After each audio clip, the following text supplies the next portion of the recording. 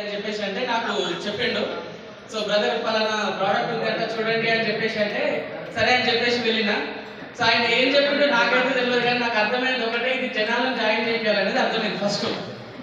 ఇవన్నీ మనతో వర్కౌట్ కాదు అని చెప్పేసి 6 నెలలు నేను ఫోన్ ఎత్తలేదు. కోవిడ్ వచ్చేసింది, కంపల్సరీ ప్రోడక్ట్ వాడాల్సిందే తప్పదు. సో సరే, అంతకుముందు హెల్త్ బాగాలేనప్పుడు యశోద హాస్పిటల్లో మా వైఫ్ ఇన్ఛార్జ్గా వర్క్ చేస్తారనమాట. సో 40-50 వేలు ఖర్చు పెట్టాం కదా, ఒకసారి 3,000-3,500 అంటున్నారు, సప్లిమెంట్స్ ఒకసారి వాడి చూద్దాము అని చెప్పేసి స్టార్ట్ చేసిన. బాగా అనిపించింది. చలో నలుగురికి చెప్పడమే కదా అని చెప్పేసి అనుకున్నాము, కానీ నలుగురు ఎవ్వరు వినలేదు. ఇదే నల్గొండకి ఏంటిది, నేను ఉండేది హైదరాబాద్ సుచిత్ర.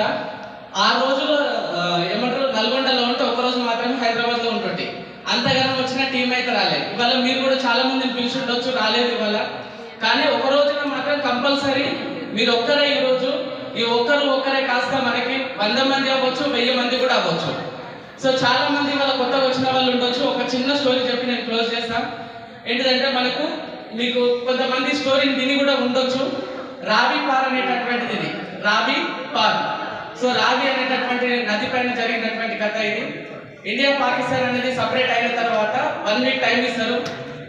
ఇండియాకి రావాలనుకున్న వాళ్ళు పాకిస్తాన్ నుంచి ఇండియాకి రావాలి అని అనుకుంటే 1 వీక్లో అక్కడి నుంచి ఇక్కడికి వచ్చేసేయాలి. ఇండియాలో ఉన్న వాళ్ళు పాకిస్తాన్కి వెళ్ళాలి అనుకుంటే అదే 1 వీక్లో వీళ్ళు ఇక్కడి నుంచి అక్కడికి వెళ్ళిపోవాలి. సో అందులో ఒక బ్రాహ్మణ్ ఫ్యామిలీ ఉంటుంది. సో వాళ్ళు ట్విన్స్ ఉంటారు, వాళ్ళ బాబులు, 2 బాబులు ట్విన్స్. సో అందులో ఒక బాబుకి సేమ్ నాలాంటి ప్రాబ్లం. సో ఆ బాబు కొన్ని జర్నీ స్టార్ట్ అయినాక ఒక 12 గంటల తర్వాత బాబు చనిపోతాడు. ఎందుకు మీరు పాత ఫోటోలలో ఫేస్బుక్లలో చూసి ఉంటారు, జనాలన్నీ కిక్కిరిసిపోయి ఇది ఉంటుంది కదా. సో ఊపిరాడక బాబు చనిపోయినప్పుడు చాలా మంది ఏమంటారంటే, రన్నింగ్ ట్రైన్లో నుంచి బాడీని బయటికి ఇసిరేయమని చెప్తారు. ట్రైన్ ఎక్కడ స్టాప్ ఉండదు, పడేసేయాల్సింది, అదొకటే మార్గం. సో ఏ తల్లికైనా 9 నెలలుగా నవమాసాలు మోసి ఓ 15-20 ఏళ్ళ కొడుకుని చేసినాక వాడు చచ్చిపోతే ఏదో అనాథ శవంలాగా పడేయడం ఇష్టం ఉండదు కదా.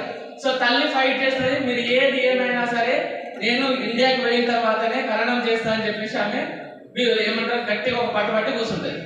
కూర్చొని ఆ తల్లి ఏం చేస్తుంది అంటే ఏడుస్తూ ఏడ్చినప్పుడు మనకు తొందరగా నిద్ర వచ్చేస్తుంది, అవునా. సో అట్లా నిద్రపోయినప్పుడు ఏంటి అని అంటే, కూర్చొని ఆమె ఒక తొడపై ఒక బాబు, ఒక తొడపై ఒక బాబుని పెట్టుకుంటుంది. సో పెట్టుకున్నప్పుడు చాలా మంది ఆ టైంలో వచ్చేసి ఏం సలహా ఇస్తారు అని అంటే, మనం సాంప్రదాయం ప్రకారం ఏదైనా సరే మనం హస్తికలు అనేది గంగలో కలపాలని చెప్తాం కదా.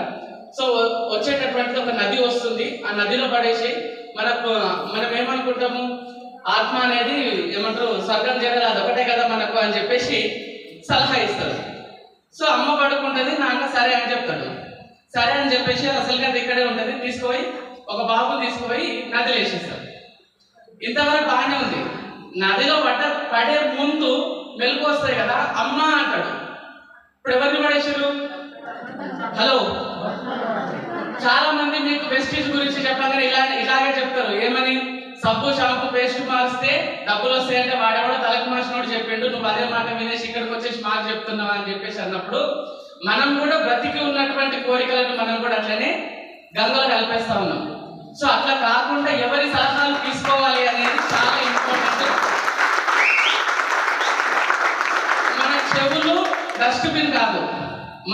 డస్ట్బిన్ కాదు, ఎవరికి పడితే వాళ్ళకు మన చెవులను ఇవ్వద్దు, ఒక్కరికే ఇవ్వాలి. ఇస్తే మీ అప్లైన్కి ఇవ్వాలి, లేకపోతే వెండింగ్ టీమ్ సిస్టమ్కి మాత్రమే మీ చెవులను ఇవ్వాలి. Thank you so much.